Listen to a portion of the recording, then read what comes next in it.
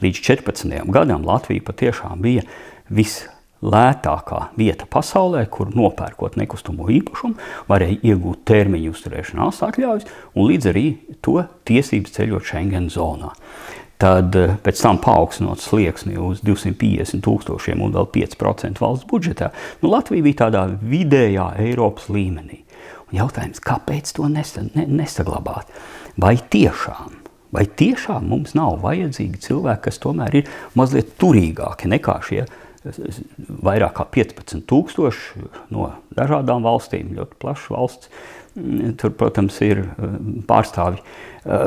Šie turīgie cilvēki sanāk, ka mums nav vajadzīgi. Mēs bez būtības pasakām ārvalstu investoriem, nē, bagātnieki brauciet prom, brauciet uz citām valstīm. Kāpēc?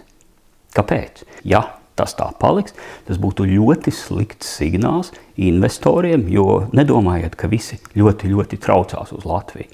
Par investīcijām ir jākonkurē. Pirmkārt jau Baltijas līmenī un kopumā Eiropā par tām ir jākonkurē.